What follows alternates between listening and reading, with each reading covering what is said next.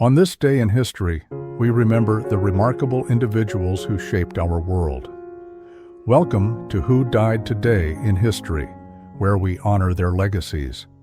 From artists to leaders, their impact lives on. If you find their stories meaningful, like, subscribe, and hit the bell to stay connected. June Carter Cash, a beloved figure in American country music and a member of the legendary Carter family, died on May 15, 2003, in Nashville, Tennessee, at the age of 73. Her death was due to complications following heart surgery.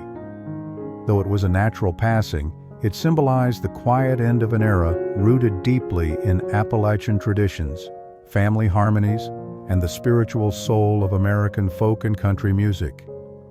June's death came at a poignant time in American cultural memory.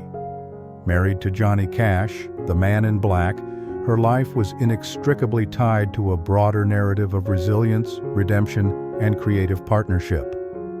Her passing reflected not only the fragility of life, but also the fading of a generation that had defined country music's moral core, balancing fame with faith, artistry with authenticity.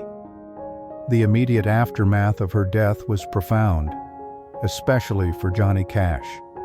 Her loss devastated him. He would die just 4 months later. Their near simultaneous passings created a powerful narrative of enduring love, a kind of Romeo and Juliet tale steeped in gospel and guitar strings. For fans, June's death wasn't just the loss of a singer or songwriter. It was the silencing of a maternal presence in American music, a woman who bridged the gap between old-time tradition and modern celebrity. June Carter Cash's legacy was built not only on her own talents, she was a Grammy-winning artist, actress, and comedian, but also on her ability to anchor Johnny Cash during his darkest times. In her death, the public revisited this stabilizing role, elevating her from supporting character to central figure in one of the most iconic partnerships in music history. Her death revealed how society mourns not just individuals, but the ideals they represent: family, humility, perseverance. It also showed the power of love stories to shape cultural memory.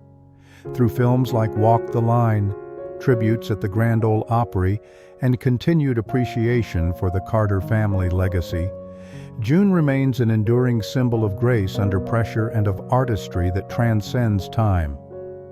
In the end, June Carter Cash is immortalized through song, story, and the living echo of her voice, still singing softly through the history of American music.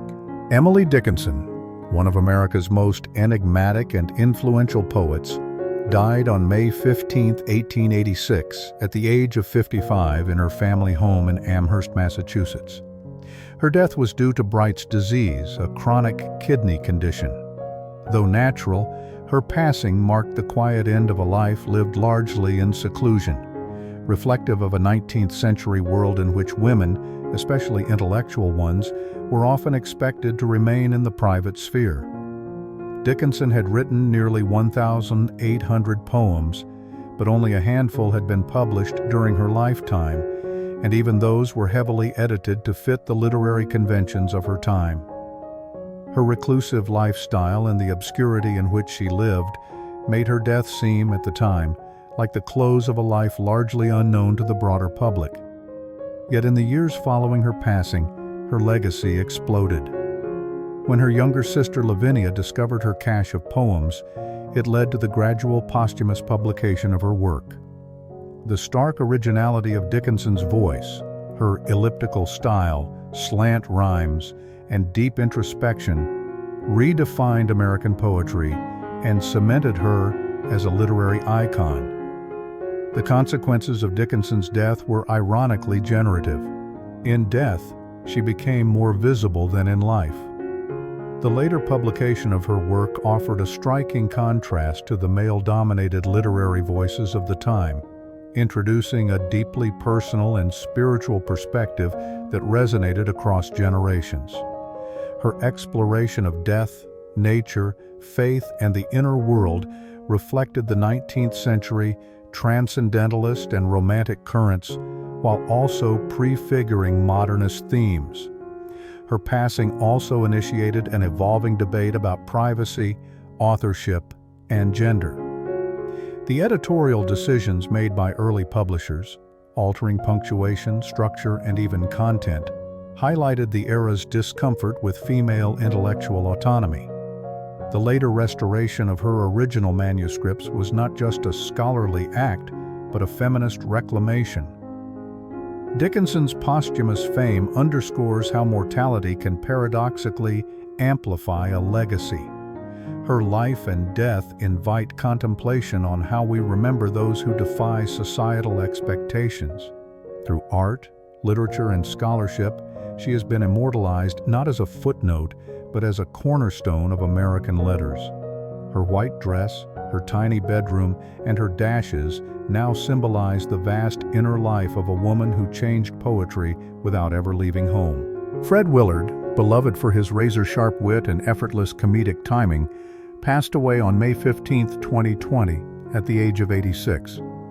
His death was attributed to natural causes. Willard's career spanned over 5 decades, during which he became a familiar face in television and film. Known for his roles in mockumentaries like Best in Show and television, staples such as Modern Family and Everybody Loves Raymond. His passing, quiet and dignified, reflected not only the inevitable human condition, but also a cultural moment that valued humor as a balm for uncertainty. Especially poignant in a year marked by global crisis and isolation due to the COVID-19 pandemic. The era in which Willard died was one where entertainment had become both ubiquitous and necessary. Amid lockdowns and anxiety, people turned to screens for comfort, and Willard's work provided levity. His passing was mourned not only by fans, but by a generation of comedians and actors who saw in him the rare ability to elevate absurdity to art. In an age increasingly saturated with cynical or confrontational comedy, Willard's gentle, deadpan style stood as a reminder of humor's disarming power. The immediate consequences of his death were heartfelt tributes across the entertainment industry, with colleagues emphasizing not only his talent, but his kindness and humility. His death didn't shift the trajectory of global events, but it served as a cultural punctuation mark, a moment to reflect on a style of comedy that is becoming rarer in an era of sharper, faster digital content. Fred Willard's legacy, amplified by the circumstances of his death during a time of global introspection, reinforced the value of joy, modesty, and timeless humor. His comedic characters, earnest, clueless, yet endlessly endearing, reminded audiences of the humanity in imperfection. This reflects a broader human truth. We often cherish most those who made us laugh in the darkest of times. In memory, Willard lives on through his films, television roles, and countless archived appearances. Through ongoing appreciation in pop culture and retrospectives, he joins a pantheon of entertainers who brought lightness to life. His legacy, like all enduring ones, is a testament to the emotional resonance of laughter, and how the most human among us are immortalized not through power, but through joy. Yolanda King, the eldest child of Dr. Martin Luther King Jr. and Coretta Scott King, died suddenly on May 15, 2007, at the age of 51. Her passing was attributed to a heart condition believed to be arrhythmia and was entirely unexpected. King collapsed at her brother Dexter's home in Santa Monica, California, marking a quiet and natural end to a life that had carried the immense weight of legacy, activism, and resilience. Yolanda was more than a bearer of her family's name. She was an actress, speaker, and advocate in her own right. Having grown up amid the tumult of the civil rights movement, she experienced both the power and pain of being a king. Her death in the early 21st century, in an America still grappling with systemic racial issues, underscored how the struggles of her father's era had not been fully resolved. While her death was not marked by public spectacle or political violence, the timing and her lineage brought renewed reflection on the progress and ongoing fight for justice and equality. The immediate response to her passing was one of reverence. Civil rights leaders, political figures, and artists alike paid tribute, emphasizing her role in continuing the work her parents began. Though she had not sought the spotlight with the same fervor as her father, her voice was a bridge between generations, a reminder of both the past and the possibility of a better future. Her death didn't shift the course of history in a singular moment, but it highlighted the endurance of her family's impact and the importance of generational activism. Yolanda's passing invites contemplation about how society remembers those born into historic legacies. It shows that mortality spares no one, not even those whose lives are etched in the collective conscience. Her quiet strength, artistic pursuits, and unyielding advocacy contribute to a more nuanced understanding of the civil rights legacy. Through biographies, documentaries, and public commemorations, like those housed at the King Center in Atlanta, her story continues to be told. In death, Yolanda King became a symbol not only of her lineage, but of the enduring human quest for dignity, equality, and peace. She reminds us that memory is not just for the towering figures of history, but also for those who carry forward the light of their vision. Jerry Falwell, a prominent and polarizing figure in American religious and political life, died suddenly of cardiac arrhythmia on May 15, 2007, at the age of 73. He was found unconscious in his office at Liberty University, the evangelical Christian institution he had founded decades earlier. Though his death was natural, it sent ripples through both religious and political spheres, signaling the end of an era for the religious right that Falwell helped define. Falwell rose to national prominence in the late 1970s when he founded the Moral Majority, a conservative political organization that aimed to unite evangelical Christians in opposition to what they perceived as moral decline in American society. His activism reshaped the American political landscape, mobilizing Christian voters and cementing the alliance between evangelicalism and the Republican Party. His death came at a time when the influence of that movement was evolving, and the Christian right was facing internal divisions and external criticism. The immediate consequence of Falwell's passing was a wave of tributes from conservative leaders and mixed reactions from the broader public. Supporters lauded his unwavering commitment to faith and family values, while critics pointed to his controversial statements about homosexuality, feminism, and other religions. His death did not shift the trajectory of history in a single stroke, but it did mark the symbolic conclusion of the original Moral Majority era, making space for new evangelical leaders to rise, many of whom would take different approaches to public engagement. Falwell's death reflects the challenges of balancing religious conviction with political power in a pluralistic society. His life and death encapsulate the tensions of late 20th century America, where cultural battles were often waged in the public square through sermons, court cases, and ballot boxes. His legacy remains contentious, yet undeniably influential. In death, Falwell has been immortalized through institutions like Liberty University, which continues to grow and evolve, and through countless books, documentaries, and debates. His story illustrates how mortality levels even the most powerful voices, but also how memory preserves them, often filtered through the lens of ideological belief. Ultimately, Jerry Falwell's departure challenges us to consider how we remember those who changed history not by leading armies or nations, but by shaping hearts, minds, and votes. His legacy continues to spark dialogue, proving that memory, like history, is never one-sided. Royal Dano, a character actor with a haunting presence and a resonant voice, died of natural causes on May 15, 1994, at the age of 71. He succumbed to a heart attack in Los Angeles, California, concluding a decades-long career that spanned radio, stage, film, and television. Though not a household name, Dano's work left a distinct mark on American pop culture, especially through his portrayals of somber, often mystical characters in westerns and historical dramas.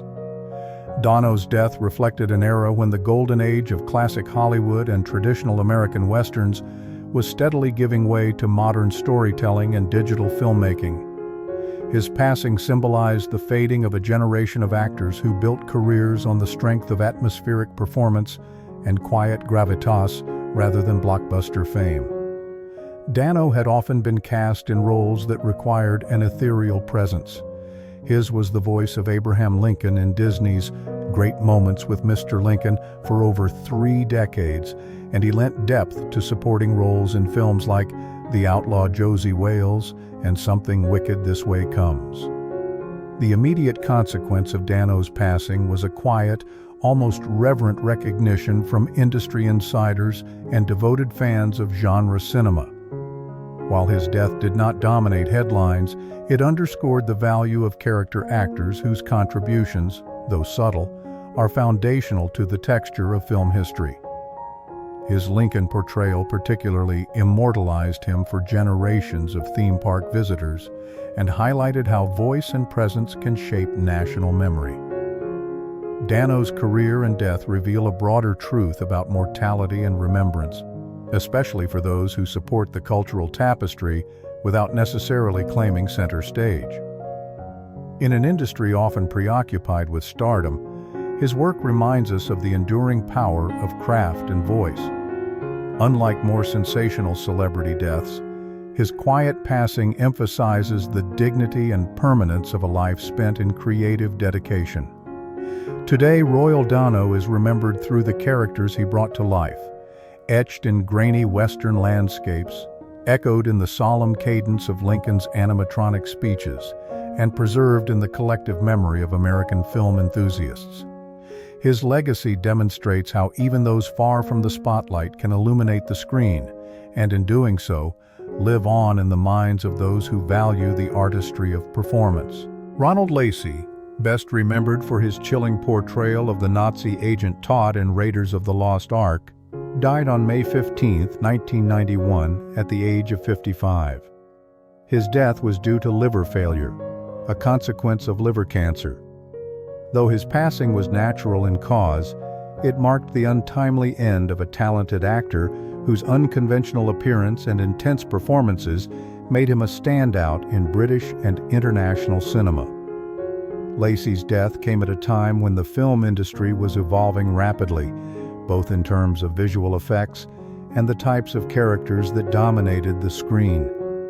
As Hollywood leaned more into polished heroics and blockbuster glamour, Lacy represented an older, grittier generation of character actors whose distinct features and theatrical training brought depth to their roles. His death echoed the larger shift in entertainment, a move away from the complexity of morally ambiguous characters toward the streamlined archetypes of the late 20th century action genre. The immediate aftermath of Lacy's passing was marked more by quiet reverence than global mourning. Unlike stars whose deaths create seismic cultural ripples, Lacy's influence was subtle but significant. He left behind a legacy of work that included television dramas, stage performances, and supporting roles in major films. His portrayal of Tot, in particular, became iconic, not merely as a villain, but as a symbol of cinematic menace etched into pop culture through a single, unforgettable role. His death invites reflection on how certain actors, though not always central in fame, become immortal through the characters they craft. Lacy's ability to embody malevolence with a measured, almost serpentine control highlighted the era's fascination with the psychological depths of villainy especially within narratives about good versus evil that defined the Cold War and post-war periods. In remembering Lacy, we are reminded of how mortality does not always silence a performance. It can amplify it. His legacy lives on through fan retrospectives, film tributes, and countless rewatchings of Raiders of the Lost Ark, where his sinister smile and melting demise remain etched in cinematic memory. Through the lens of history, Lacy's death emphasizes how art allows individuals to transcend the limitations of life, granting even the most shadowy characters a kind of immortality. Winn Gibson, a prominent actress of early Hollywood's pre-code era, died of natural causes on May 15, 1987, in Laguna Niguel, California, at the age of 88. Her death, while peaceful and largely unremarked in the headlines of the day, signified the quiet passing of an era, one marked by bold artistic experimentation before the Hays Code reshaped American cinema's moral boundaries. Gibson's career flourished in the early 1930s, a time when Hollywood was undergoing rapid transformation. She often portrayed tough, wisecracking women, roles that reflected the shifting social roles of women during the Great Depression. The characters she embodied stood in stark contrast to the later idealized, sanitized portrayals that dominated post-code films. Her passing, then, symbolized more than just the end of a life. It marked the fading memory of a pioneering chapter in film history. The immediate consequences of her death were muted in the public eye. By the time she passed away, Gibson had long since stepped away from the screen, and newer generations were unfamiliar with her work. However, for film historians and classic cinema enthusiasts, her death served as a reminder of the women who helped shape early Hollywood with their presence and resilience in a male-dominated industry.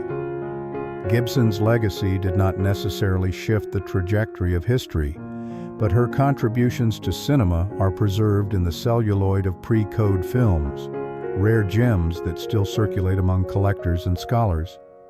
Her roles mirrored the anxieties and aspirations of her time, particularly the emergence of female autonomy during an economically unstable era. Her performances stand as cultural documents of a Hollywood more willing to explore moral ambiguity and complex female characters. In reflecting on her death, one sees how mortality often draws a curtain over once vibrant careers unless actively remembered. Yet through retrospectives, classic film screenings, and the growing interest in pre-code cinema, Winn Gibson's work is gradually finding renewed appreciation. Her life and death highlight how memory, when nourished by art and scholarship, can challenge time's erasure. In the end, Gibson's story is a quiet testament to how we immortalize figures, not solely through fame, but through the authenticity of their contributions. Her films endure not as blockbusters, but as snapshots of an era when cinema dared to be raw, real, and revolutionary.